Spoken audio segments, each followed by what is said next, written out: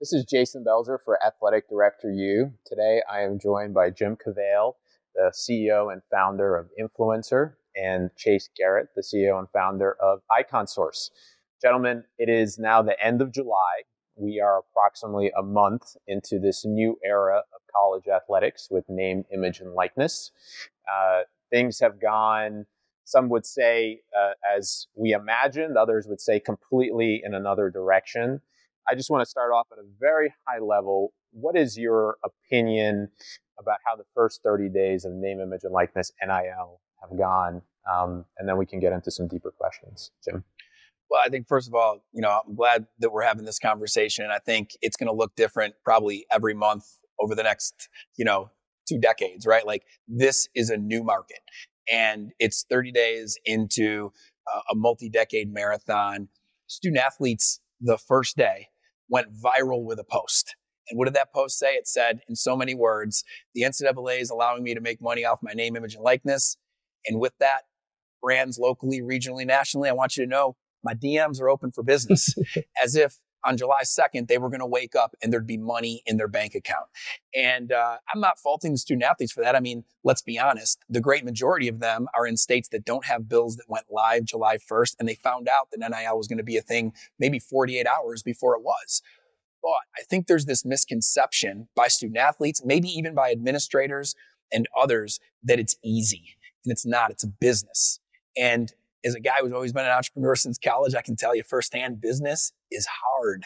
And even if you're a great performer, which is the beginning of this, you got to perform to create opportunity. You've got to take initiative. And so I think athletes are starting to see that to actually make money, and they're learning this from peers who are making money, you got to take initiative. And we're starting to see a little more initiative every week, and it's creating some of the stories we're hearing out the gate of athletes winning with NIL. Chase, how about you? You guys were behind some of those early deals, including the Hannah and Haley Cavender Boost Mobile deal, which I think surprised a lot of people. Here are two females who arguably have signed one of the biggest deals in the very short NIL era. Talk to me about what you think the first 30 days have been like, and maybe even talk about all the work that went into making that first 30 days possible. Yeah, I think overall, it's just exciting to see how empowering the student athlete is now. To your point, like to build their own brand. And I think you're seeing that initiative just like be in everybody's just like ethos now. It's just so exciting. Like being with Haley and Hannah, like they're just like, I'm so excited. Like there's a reason for me to grow my following now instead of just trying to be popular. So I think like at a core, it's like changing people's just like mentality and like efforts into things that they put time in. And I think at the beginning, that's exciting. On top of that, we've seen just a lot of brands that have never really worked heavily into athlete marketing or in sports marketing in general be like, well, this is an exciting time to finally get behind and compensate the individuals that have been creating so much value. And so, for example, the Boost Mobile deal, I mean, the way that deal came together was pretty wild. We have brands that have been working with our professional athletes for years and years. The Cavender twins, their dad actually called me and was like, hey, I hear this is all developing. Like, what do you think my daughter should do? And I'm like, well, they're in California, so they can't do anything. But like they can build a profile on our platform. And then obviously everything kind of came into fruition. And then Bruce was ready to be a first mover. And so we've seen a lot of companies want to get the earned media potential of really being the first one to show up and get behind the student athletes and give these kids like lucrative deals instead of really like getting in a back and forth of nickel and diming because nobody really knows market value. I always use this story. My sister bought a house and they had a koi pond and they're like, these fish are worth $8,000 a piece. And I was like, oh, that's amazing. You got like 60 grand in koi fish.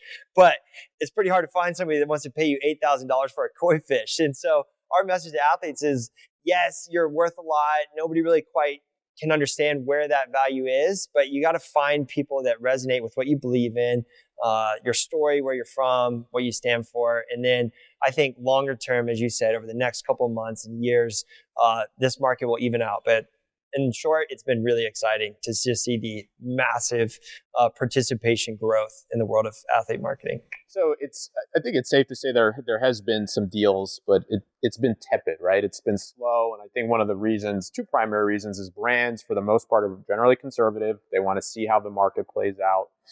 And also, big companies and big marketing budgets are made years in advance. So it's not like these companies have millions of dollars set aside to just do some sort of ambush marketing or earn media.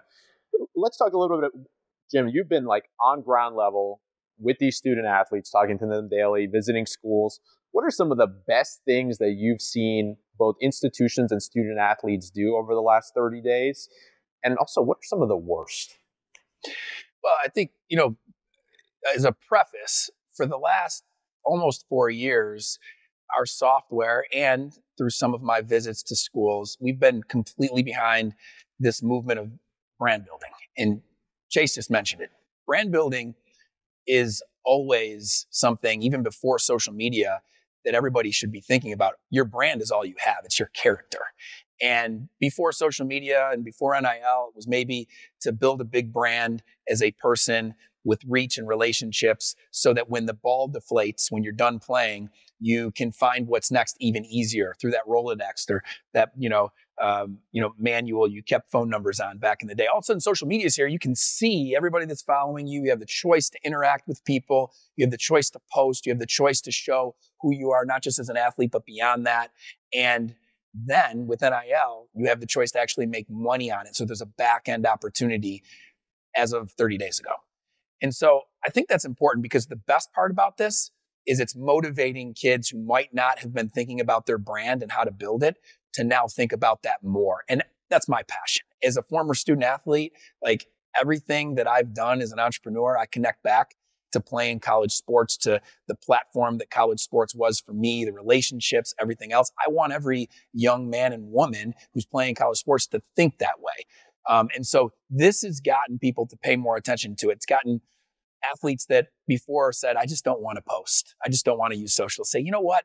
Maybe I should use it a little more while I can, because there's a financial opportunity that they can leverage maybe only during these few years. That being said, the stories that I'm most excited about so far involve student athletes who are great performers, which I do think is important. I do think that opens up more opportunities for you if you're a great performer. Taking initiative here in the summer when it's the off season still. This is an interesting time for this to start because there's nothing going on yet. And saying, in the next few months before practice gets going, before I really have to get serious about the game, I am going to build a merch business. I am going to get on Cameo. I am going to sign up for Icon Source and build a profile. I am going to start posting with a strategy to be able to attract certain brands and opportunities. And, I've not been shy about the fact that one athlete I think that's done it in the most multidimensional manner has been Buddy Boeheim.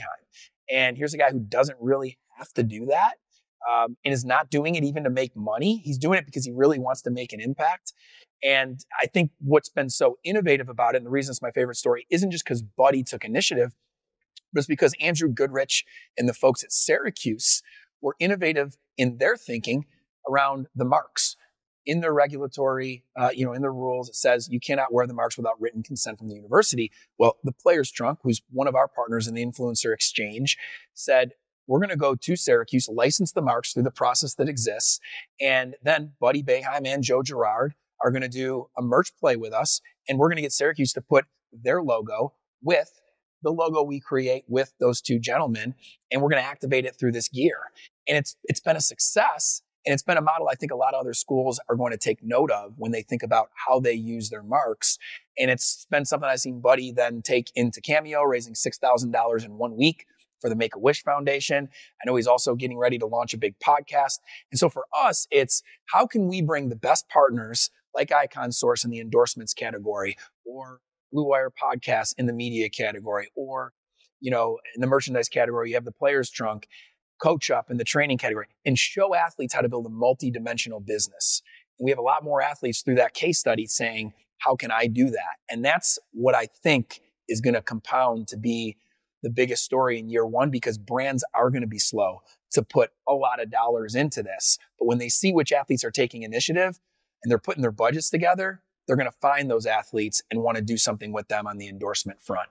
On the bad side, I'd say, one thing that is concerning is just the devaluing of athletes. Unfortunately, when I look at, our platform, Influencer is a place where athletes disclose all their transactions. And so we have thousands of transactions in our system, and the average transaction is under $100. And I think a lot of platforms that want to do stuff with athletes are wanting to be able to showcase that they've done a bunch of transactions, and they're willing to find athletes who will take, $10 or $5. Barstool's done a bunch with t-shirts. It's an in-kind transaction, but the athlete still has to report the $20 t-shirt. And so a lot of these NIL deals are $20 t-shirts or $50 gift cards. That's okay. I'm not saying the athlete shouldn't do that, but I want to be sensitive to the devaluing of athletes through big group deals that make it look like a lot more has been done than really has. And I think that, that's what I love about IconSource is I think they're in this for the long game, and they see that bigger picture and are going to do everything they can to not devalue the athlete. And I want to encourage any platform or brand or opportunity that's entering this NIL world to think about what happens if you drive down the value of the student athlete for everybody, including you. Sure. Chase, we were speaking earlier about some of the things that student athletes have been doing really poorly when it comes to platforms like IconSource or negotiating. And we don't expect an 18-year-old to know what to do in a negotiation. Talk to me about some of the mistakes that you've seen early on that maybe student athletes can start correcting if they want to ensure their long-term value continues to grow both as a student athlete and potentially beyond. Yeah, I think one of the most important things when we communicate to brands that now they have access to work with athletes, one of the differences versus other marketing spins is you got to get to know the individual. This is a human being that's going to speak on your brand's behalf. Does it make sense? And so we like to encourage instant communication. We don't get involved. We don't price athletes out. We don't speak on their behalf. And same for the brands. So we just want that connectivity to happen quick and so that people can get to know each other and then set their value. So they don't do deals that are just sent to them, non-negotiable $20 deals. And so that's just something we want to encourage so that you don't just say no, or you don't just say yes. Ask a few questions. Say, why do you want to work with me? Or what does your brand stand for? Tell me a little bit about the story.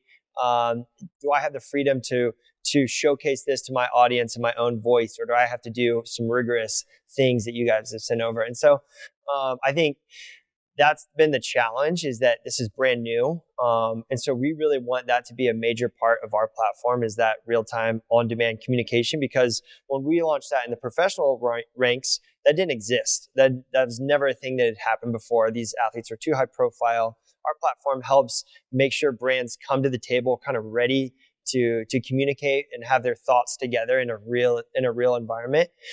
And so for college, we just want to essentially help them level up that process. Jim earlier had mentioned, Buddy's deal and the usage of the marks with the player's trunk. The rules are all over the place in NIL right now. But I won't say who's to blame for that, other than maybe the NCAA. But institutions are taking different approaches to how they're allowing students to use marks or not use marks. Is there a right approach, Jim? And is there a better approach? Does it matter? Are schools that are not allowing the usage of marks and putting restrictions on how a student athlete can market themselves, putting themselves at a disadvantage? And, we were again talking about Nick Saban coming out and saying his quarterback is making $1 million already, which I don't know how many people believe because it's pretty much untrue. But then again, because it's Nick Saban and it's Alabama, it makes you think and wonder. And Alabama's pretty loose and liberal with the rules that they're allowing their student athletes. So you say, maybe it's possible. What do you guys think? I think that there's a really big opportunity for conferences in this. A big reason the NCAA did not set regulations is because of the implications of the Alston case and the fear around antitrust, right? But when you go down to a conference level, there's a lot smaller group of student athletes and teams involved. And so I think there's less liability for a conference in setting regulations across the league. And I think that there's an opportunity to at least have every school in your league have the same rules. I also think from a disclosure standpoint, you can now have a system of record, a TPA, as it became known when the NCAA was looking at their RFP process. You can have a TPA for the league. We've been doing a lot of conference deals lately. And Big Sky, I think, was the most recent. It's been with, mid-major Division I conferences. And I think that they have an opportunity, if they're going to have one system where disclosures are going to happen, education is going to happen, brand building is going to happen, introductions to marketplace platforms is going to happen. Have that system also have the same rules. And I think it's going to be important, whether it's a conference approach like I'm suggesting, or whether it's a federal bill, having some more uniformity around the regulations is going to become more and more important, because if we don't, schools are going to play it. They're going to play it. And I think the next thing we're about to see, the next phase of NIL is group. And I think because there's no union and because there's no pure regulations designed around group, I think you're going to see schools get super creative. We're already seeing it a little bit. And I think that we're going to find ways within the rule structures to get a lot of student athletes paid in a group. And I think it's a good thing. But I think that it's going to create some advantages and disadvantages. And it would be better to have uniformity with the rules. Yeah. Which I also think is a good way to find out what that uniformity is. Like, let's let the colleges get competitive. Let's see what they can come up with. Let's see the creativity and how it plays out. And I think that's going to really put us in a great position versus let's have a couple guys in a room make that decision on with some their own priorities playing a role there. So I think it's going to be pretty complicated in the next 6 to 12 months, but I think it's going to be really good for the student athlete. And any kind of revolutions or big changes are challenging at first, and it's not all figured out. We want to be able to help provide the best guardrails to make it productive. But every time I see a different school coming up with something like Syracuse or UNC has their deal where they give their marks to 4 more student athletes, I believe it is. It's just kind of exciting. It's like, oh, there's another idea that was creative, maybe people hadn't thought about. And then hopefully down the road, there's a really great setup that's easier to manage and more productive, and not throwing kids into the lion's den to be accountable to all these regulations that they don't even know because they're so different. I think we'll be in a good spot, but right now it's the Wild West. And but at least the student athletes have a lot of potential. Right. So what's interesting is that you guys obviously are sort of in the same business, but you are directly serving the schools. And as a subset of that, the student athletes, you are going direct to the student athletes. What are some of the things, and we had a couple of coaches in here before that we were talking to, the schools are in a slippery slope, and the coaches in particular are in a very slippery slope when it comes to assisting their student athletes with deals. Can't say I can, first of all, you can't use it as a recruiting tool. So you can't say, come to Alabama and you're going to make $10 million, whether or not Nick Saban says that or not, who knows. You can't even say, I can give you the phone number to this guy, call him, and they're going to do an endorsement for you. So what can schools really do to assist their student athletes, in particular with a platform like IconSource? I mean, obviously it benefits schools to tell their students, go on IconSource. But if they're not directly contracted with, let's say, an influencer and you're in their marketplace, what is it that schools should be doing? We're talking about best practices to kind of navigate the rules as they are, but also maximize the opportunities that their student athletes are getting. Yeah, I think it's important for them to kind of understand the space, understand the players involved, who's going to be targeting their student athletes, what's their credibility, what's their sort of background, so that when a student athlete comes to them and asks, is this a real solution? What do you think about this? Do you have any warnings? Ideally, they work with a group like Influencer who does that vetting for them, says, hey, we've looked at all the different marketplaces, all the different groups. These are who we trust and believe in. I think that really empowers the student athletes to have a great solution right away. For us, we give all compliance officers direct login to our platform. So if they don't work with the influencer for compliance, they can still see real time what those deals are to make sure they can say, hey, student athlete, this deal looks like it's great for you, and we just wanted to make sure that you hadn't brought it in here, but we were able to disclose and look at it beforehand. But ideally, you work with a partner like Influencer. We send all the deal flow directly to their system, and then it's just a lot more seamless of a process. Not to put you on the spot, but I kind of am. Give me a percentage. How many, you say compliance directors can be on the platform to monitor? How many compliance directors, Division I compliance directors, are on your platform currently? Do you ballpark? So we've sent logins to everybody. So they've all gotten an email from us. They have a login. Whether they've jumped in and used it or not, I can't speak to it right now. Definitely when any student athlete from their school has gotten a deal, it's notified them. So a lot of them, like Matt Hibbs from University of Georgia, he loves it. He's like, hey, can you make me have a login on your mobile app as well? Because it's so easy to use. So Fresno State obviously has used it with the Cavender twins. So, but that's not our goal. That's not our business. That's just something to make sure that in the meantime, we're still standing for student athletes. Like we want to make sure that they're not going to get left in the dust by having to carry all these responsibilities. Ideally, the university works with a system like Influencer, who's built from the ground up a user experience to be much more suited for this at scale. This is just something that we say in the meantime, we want to make sure and double check that everybody has a solution to make sure the deals get seen and disclosed. This is something that ideally their compliance software, whichever one they have, has already gotten ahead of. But since the rules have been changing so quickly, we saw that a lot of people just didn't even have a product. They're selling to these universities. Like, we have this business, we stand for student athletes, and then we go to integrate and there's nothing there. Which good on them. Everybody's changing. Like, that's not a shot at anybody. We just said we can't afford to put all the responsibility for student athletes. If we're going to be sending them deals, I got to make sure everybody's eligibility is protected and these students are doing deals the right way. Fortunately, groups like Influencer are way ahead of the curve because they've been involved in the space for so long. Yeah, I was just going to say, for us, the whole development of the influencer exchange, which we actually call the influencer compliance exchange for a reason, right? Like, we had to learn after 3.5 years of growing our business from the ground, selling really brand building technology to the university through the communication, social media, or even coaching staff. We had to learn now how to create and sell compliance software to compliance staff. Now, if you work in college athletics, you know that selling to a coach who is his or her number one concern is recruiting, right? And it should be, along with the current student athletes and the development of them, is a lot different than selling or supporting a compliance user. And so we've been blessed with compliance users and leaders from schools who've not only helped us as we built Influencer Verified, which is our compliance offering, but also helped us as we thought about how we automate reporting by student athletes and help them ensure that they're staying within the rules. And so nobody really believes student athletes are going to fill out an entire 45 field web form and upload a contract.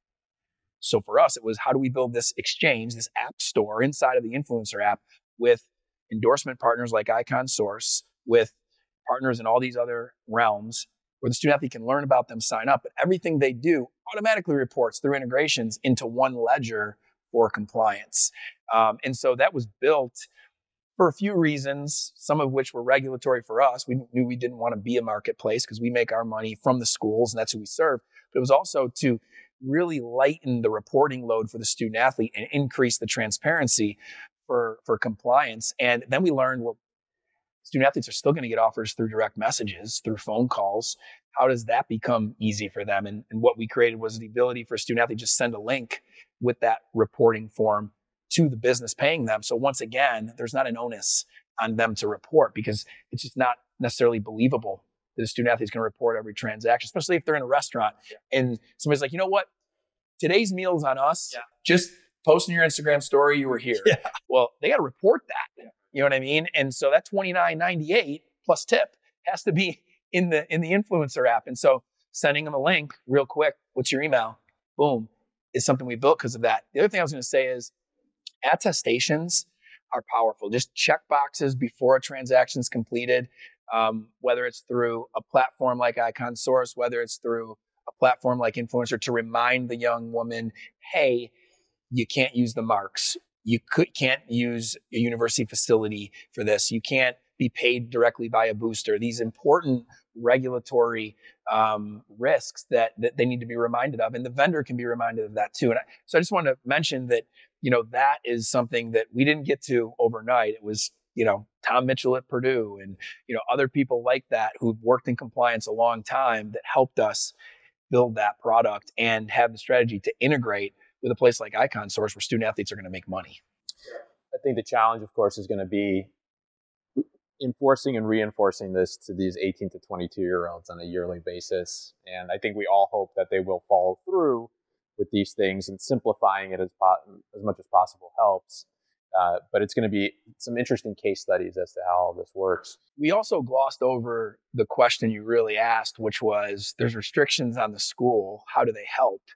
And I think it's important, like the schools that are helping the most, it's a word we overuse right now, but it's important. It's education. And it's not just educating student athletes, to your more recent point of, restating these things to 18, 22-year-olds, but also educating your boosters, educating local, regional, and national brands that have taken an interest in your school, like educating all of them on, here's this platform that exists, Icon Source. If you're a brand, you can sign up for them. Educating them on all the things that a booster can and can't do. You could own a business that does an endorsement deal with an athlete, but you can't be the one to do that. Like, that's super important. And people on campus need to be thinking about that, because that will actually help your student athletes get opportunities indirectly, but they'll be compliant opportunities. Yeah, that's a good point.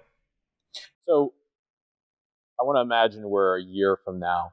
It's August 2022, and we're looking back on the last 12 months of NIL. What to you is going to be the defining factors and moments over the next year? And really, what is the prioritization of what needs to happen? Because there's still a lot that needs to happen. And we can hope maybe that there's going to be a federal bill or there's going to be something. But in order for this business to take hold and for brands to actually see a return on investment, there needs to be a stable business environment. And that's yet to be seen, right? Because of all the variables that are involved in this. So what do you think are the most important things that need to happen over the next year to make sure that NIL gets off on the right foot for the decades and decades hence? Well, I think that, I keep going back to this, XY axis of performance and initiative that the athlete has to consider. And performance is going to be what opens up a lot of the opportunities, but initiative is going to be where the money's made. And that's where this whole NIL business takes off. And maybe I'll just send you the chart to put as B-roll. But the point is this: there's 500,000 student athletes, 499,000 are going to make a couple $1,000 on average. We're going to be able to analyze what those types of transactions were and how many were in kind versus cash, and what types of industries they came from, and how many were through a platform versus through DMs. And we'll have that data. And then we're going to have this 1,000 athlete story. And first of all, before we go to the 1,000 athlete story, 499,000 times 2,000 is a multi-$100 million market, which is why everybody's starting a business right now and coming in, because it's a big new market. But per athlete, we're talking very low value created, right? Then you get to this 1,000. And inside of this 1,000, it's going to be interesting. You've got X amount, maybe 100, maybe 50 that made 6 figures. And then the other 950 maybe made 5 figures. And where did they make it? And what worked for them? And I think that there's going to be a lot of brands right now that aren't good. They're just watching. Federal government's watching, see how much we need them and what the chaos is and all that. Conferences are watching, going back to my regulatory, statement. You heard what Chase said about how we've just got to get going and we're going to know what the rules should be. Everybody's watching. But inside of that, 1,000 athlete sample is going to be a story that's going to create ad budgets from the bigger brands to start coming in and playing a little bit. It's going to create education that's not just, hey, build your brand and grow your followers, but it's build your brand, grow your followers. And you could be like this athlete who's on gymnastics here at Auburn who made this much money with these types of sponsors. We don't have that yet. And that's what we're missing. And the only way to get there is to do it. And so NIL is a great idea, but now we've got to execute. And the execution is going to be messy, and there's going to be mistakes. There's going to be rules we realize we should have had that we don't. But I think a year from now, we have stronger regulatory foundation. And I think we have case studies of that 1,000 that other athletes can now aspire to duplicate and grow that sample of 1,000 to 2,000 or 3,000 that made that 5 or 6 figures. Yeah. Yeah, I think it's just people on both sides leaning in. You got sports agents trying to figure out how are they going to recruit so they can fulfill their portfolio as they go into professional sports. You got local businesses thinking of how can I just direct the student body around from a restaurant to a nightclub or whatever it may be. And then you got your endemic brands. They're like, all right, like my background is at Red Bull. We've been working with athletes at a high level for a long time. How can we start earlier and really create cool stories to begin those really authentic relationships? And so for me, it's just seeing people lean in. Like, let's get it started. Like, let's understand. Let's create what's like your market value. What can we expect? And just to get those case studies, as you said, that's the exciting part for us. We're seeing new participants, people that weren't spending money in the category, coming in really excited to make waves, which I think is just going to create a lot of opportunity for people. So, just that adoption on both sides. In a marketplace like ours, we can provide some guardrails to keep it pretty safe. We keep the bad actors away. If a student athlete's getting DM'd, hey, post this for me, I'll pay you $500. If that person or brand is hesitant to go into a platform that legitimizes them and make sure that that payment's going to go be handled correctly, that their taxes are going to be sorted out, and it's going to be organized. If they're hesitant for that, I think that's a red flag. And so, I think just more of those use cases. Unfortunately, we'll probably need to see some poor examples that'll play out. But eventually, I think a year from now, we're going to be in a time where it's going to be a smoother running machine, and it's going to be exciting. I think we all hope so, and I think everybody watching this hopes so too. So, yep. Jim, Chase, thank you for joining us, and I look forward to having this conversation again in a year to see where we're at. Awesome.